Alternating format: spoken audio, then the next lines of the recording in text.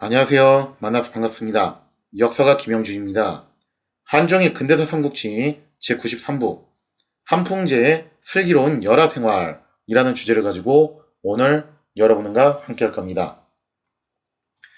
1860년 9월 영프 연합군을 피해서 베이징을 버리고 열화로 피신한 한풍제. 얼마나 괴롭겠어요, 그죠? 심신이 괴로운 나머지 한풍제는 거의 자포자기한 상태에 이르게 됩니다. 애초에 한풍제는 황제가 될 능력이 좀 부족했잖아요. 그래서 동생이었던 공친왕에 비해서 여러모로 능력이 좀 많이 부족한 상태였는데 눈물 작전을 써가지고 능력 있는 동생인 공친왕을 제치고 황제가 된 터였죠. 이에 한풍제는 자기가 직접적으로 국정을 운영하자니 뭘 좀 알아야 하죠. 그죠? 그래서 믿고 의지할 만한 총신을 한 명 뽑게 되는데 그 사람이 누구였냐면은 숙순이었어요. 지금까지 여러 차례 언급했던 인물이었죠. 그래서 사실상 숙순에게 정권을 이림시켜가지고 국정을 이끌어 나가게 하고 있었던 그런 중이었죠. 자, 숙순이란 어떤 사람이냐? 숙순은 청황실의 먼 친척벌이었습니다. 그래서 황실 친척으로서 나름 또 이제 급이 있는 인물이었는데 이 숙순이 한풍제 제2 초기에 한풍제의 신임을 얻게 되면서 어떤 일들을 하게 됐냐면은 부정부패를 뿌리 뽑고 조정을 혁신하는데 상당히 앞장섰던 인물이에요. 그래서 나름 좀 개혁적인 성향을 가졌던 인물이었다고 볼 수 있겠죠. 숙수는 과거 시험에서 만연하던 부정행위를 근절하기 위해서 내각 학사 백준에게 책임을 물어서 참수를 시켜버립니다. 그 정도로 부정부패를 척결하는 데 있어서 강경 드라이브를 보여줬던 인물이 숙순이었다는 거죠. 숙수는 인사정책에 있어서도 예전에도 한번 언급드린 바 있지만 한족과의 융합을 중시했다는 거예요. 더 이상 만주족만 가지고서 운영되는 체제는 버티기 힘들다. 새로운 시대에 맞는 새로운 체제로 가야 된다. 그게 뭐냐라고 했을 때 한족과의 융합을 통해서 뭔가 새로운 체제를 도모를 해보자라고 생각을 했던 모양입니다. 자, 그래서 이것 때문에 숙수는 태평천국을 진압한 데 있어서 청의 관군만 사용할 게 아니라 중국범, 호리믹 등의 한족 향신들이 주도하는 단련들을 적극적으로 밀어주자라는 거예요. 그래서 이들을 이용해서 태평천국을 진압하자라는 생각을 했다라는 겁니다. 물론 이러한 발상은 당시 만주족 귀족들한테 굉장히 비판을 받는 부분이기도 했었죠. 저러다가 쟤들이 덜커덕 힘이라도 갖게 되면은 그거 나중에 뒷감당을 어떻게 할 것이냐. 근데 숙수는 애초에 그거를 별로 걱정을 안 했어요. 왜냐? 만주족과 한족을 섞어버릴 생각이었거든요. 마치 먼 옛날에 남북조 시대 때 북위의 효문제가 했던 한화 정책과 유사한 발상을 구상했던 인물이었다라고 볼 수가 있겠습니다.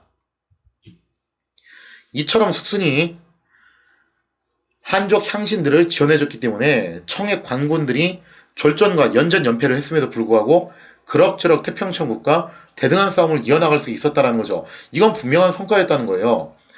또 다른 일례로 증국번 휘하에 있었던 좌종당, 이 좌종당이 군사회의 도중에 청의 관군 장수하고 의견이 충돌했어요. 근데 좀 이제 좌종당이 굉장히 답답했던 모양인지 순간적으로 이제 화를 참지 못하고서 벌떡 일어나서 청의 관군 장수를 발로 차버리는 엄청난 행위를 저질러 버리게 됩니다. 자, 그래서 이때 당시 좌종당이 하마터면 체포돼서 처형당할 뻔했는데 그런데 이때 당시에도 숙순이 적극적으로 구명을 해가지고 좌종당이 가까스로 목숨을 보존할 수 있었다는 거죠. 만약에 이때 좌종당이 참수를 당했으면은 청제국의 최후의 명장이라고 평가받았던 좌종당은 그냥 바로 역사의 저편으로 사라질 뻔했었죠. 이러한 성과들을 토대로 숙수는 한풍제의 신임을 얻는데 성공을 하게 됩니다. 그리고 무능했던 한풍제를 대신해서 그동안 이제 국정을 운영하는 최고의 권신으로 자리를 잡게 되었다는 거죠. 하지만 이렇게 나름 순조롭게 국정을 운영해왔던 숙순에게 아문이 끼게 되는데 그게 뭐였냐? 바로 영프 연합군으로부터 베이징을 빼앗기게 되었다는 거죠. 자, 이때 당시 숙순은 일단 베이징을 포기하고 어디로 튀자? 한풍제를 모시고서 열화로 튀자라고 결정을 내리게 됩니다. 물론 굉장히 현실적인 결정이긴 했어요. 하지만 이 사건을 인해서 숙순의 권위는 금이 가기 시작을 했다는 거예요.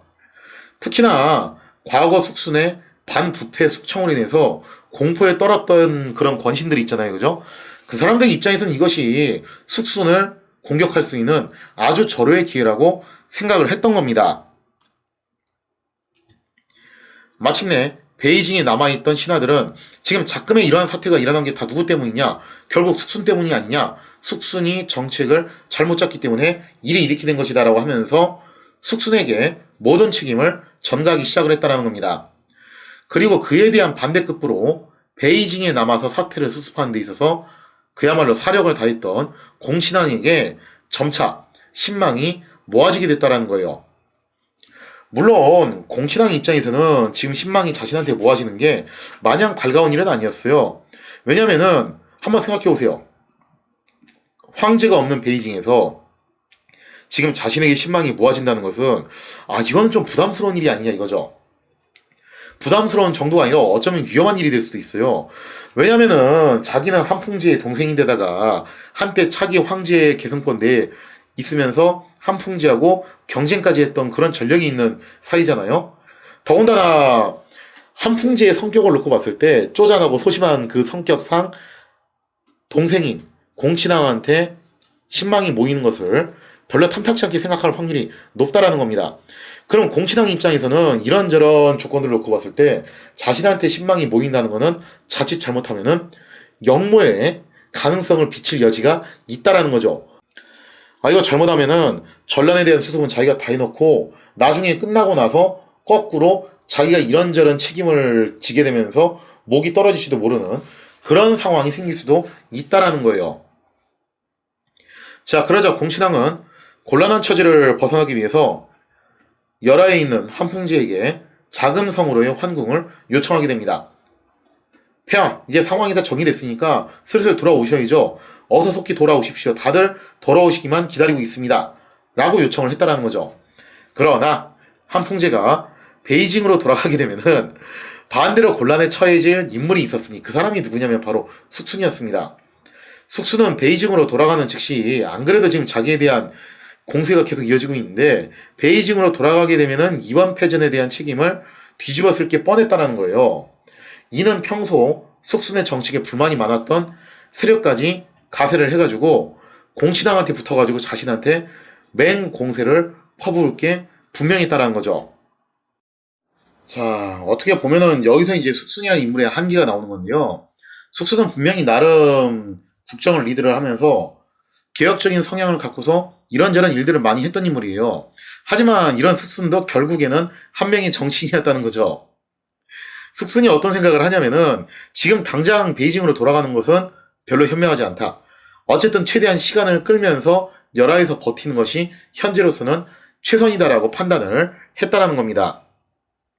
숙순은 한풍지한테 뭐라고 얘기를 하냐면은 지금 비록 베이징에서 서양 오랑캐들이 물러났다고는 하지만 아직 서양 오랑캐들이 텐진에 남아있는 상태이기 때문에 만일의 사태에 대비할 필요가 있습니다.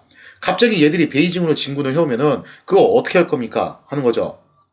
거기다가 베이징에 가게 되면은 영국과 프랑스의 외교관들을 접견을 해야 될 텐데 그들의 오만 방자하고 무례함을 어떻게 또 눈뜨고서 감수를 하며 볼 거냐. 이런 식으로 한풍제를 부추겼다는 겁니다.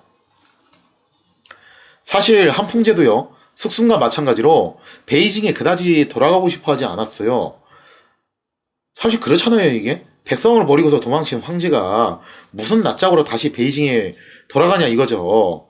자, 이렇게 해서 한풍제와 숙순은 이심전심으로 마음이 통하게 됩니다. 서로 이제 생각이 일치를 하게 된 거죠. 그러면서 당분간 열하에 남아서 사태를 지켜보기로 결정을 하게 됐다라는 거죠. 자, 이리하여 한풍제는 공신왕한테 자신이 건강이 좋지 않아가지고 당장 거동하기 힘들다라는 핑계를 대며 당분간 열하에 남아있을 것이라는 뜻을 전하게 되었다라는 거죠. 열하에 남게 된 한풍제는 그간 쌓였던 근심 걱정들을 잊기 위해서 오로지 주생만을 탐하게 됐어요. 한풍제의 식탁에는 자금성이 있을 때 못지않은 산의 진미와 천하의 명주들이 매일같이 차려져 있었다는 거죠. 그리고 숙순으로 하여금 전국의 아름다운 미녀들을 조달해 오도록 명합니다.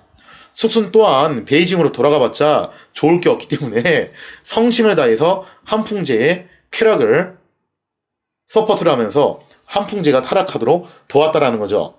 한풍제는 그야말로 주지용님과 여색에 빠져가지고 하루하루를 탕진하게 되었다라는 겁니다. 이런 거 놓고 보면요. 우리나라에서 욕은 정말 많이 먹지만 선조나 인조가 한풍제보다는 확실히 좀 낫다라는 생각이 들어요. 거기에 비하면 이 두 사람은 양반이거든요. 왜냐면 두 사람은 적어도 이런 국난을 맞이해서 도망간 건 맞지만 그거를 회복하기 위해서 나름대로 최선의 노력은 하고 있었던 그런 인물들이에요. 그냥 할 거는 그 뒤로도 계속 했다라는 거죠. 뭔가 좀 얄미운 행동을 중간중간에 해서 문제였던 거지. 어쨌거나 이렇게 임무를 방기하진 않았다라는 거예요. 그리고 선조도 그렇고 인조도 그렇고 피난을 하는 그 생활 과정에는 옷도 좀 검소하게 입고 식단도 좀 검소하게 하고 사치도 멀리하고 웬만하면 이제 고생을 함께 하려는 그런 모습들을 좀 보여줬다라는 거예요. 그런데 한풍제는 한다는 게 열화로 도망가가지고 여기서 근심 걱정을 잊기 위해서 주지웅임에 빠져 있으니 이건 정말 사태가 심각하다는 거죠. 만약에 한풍제가 조선의 왕이었으면 아마 한국 사람들 성격상 저거 못 빠졌을 것 같은데. 자, 그런데 한풍제가 이렇게 주지웅림에 빠지게 되자 특히 이제 여세기도 빠지게 되잖아요. 그렇게 되자 이거를 보고서 분개한 인물이 있었습니다. 좀 약간 뜻밖의 인물이 분개를 하게 되는데 그게 누구였냐? 바로 한풍제의 후궁이었던 의귀비였어요. 당시 한풍제에게는 정비였던 효정현 황후가 있었습니다. 하지만 그녀는 어디까지나 안방 주인일 뿐이었지 한풍제의 큰 총리를 받지는 못했어요. 그러니까 이 효정 현황후의 스타일이 어떤 스타일이냐면 전형적인 현모양처 스타일이에요. 성격 자체도 좀 유한 편이고 그냥 크게 남편 한 일에 관여 안 하면서 안방에 앉아가지고 집안의 무게중심만 잡아주고 있는 그런 스타일이었다는 거죠. 그래서인지 한풍제와 효정 현황후 사이에서는 자식을 보지 못했습니다. 그리고 후궁들 사이에서도 자식을 거의 보지 못했는데 뭐 딸 하나 정도가 나올 정도로 그다지 자식을 보지 못했다라는 거예요. 따라서 한풍제의 혈육 중에서도 아들은 누가 유일했냐면은 의귀비 서생이 유일한 아들이었다라는 거예요. 그러면 의귀비의 아들은 차기 황제를 이룰 수 있는 유일한 대권 후보자라는 거죠. 이거는 뭐 경쟁을 하고 자시고 할 것도 없는 상황이에요. 이처럼 황실의 손이 귀하다 보니까 숙수는 표면적으로 이렇게 얘기합니다. 황제께 후궁을 바쳐서 황제의 혈육을 늘리는 것이 그것이 신화된 도리가 아니냐라고 그렇게 표면적으로 주장은 했다는 거죠. 하지만 의기비는 이것을 굉장히 안 이뻤게 생각을 했어요. 의기비는 뭐라고 판단했냐면은 실제 숙순의 속셈은 그게 아니라 숙순이 추천한 후궁들 가운데서 혹시라도 아들이 나온다면은 그 아들을 적극적으로 후원을 해가지고 다음번 후계를 잇게 한 다음에 그런 다음에 다음 세대에도 막강한 권세를 숙순이 누리려고 하는 그런 수작이 아니냐. 이게 분명하다라고 판단을 했다는 겁니다. 게다가 숙순은 후궁 문제에 있어서도 한족 융합책을 사용했기 때문에 정말 무분별하게 한족 여인들을 들여왔다라는 거죠. 의기비는 이러한 숙순의 태도에 극도의 분노를 느끼게 되었던 겁니다. 만약 이러다가 한풍제와 한족 여인 사이에서 황자가 탄생하기라도 한다면은 이것은 청조의 역사상 그야말로 초유의 사태가 될 것임에 분명히 있다는 거죠.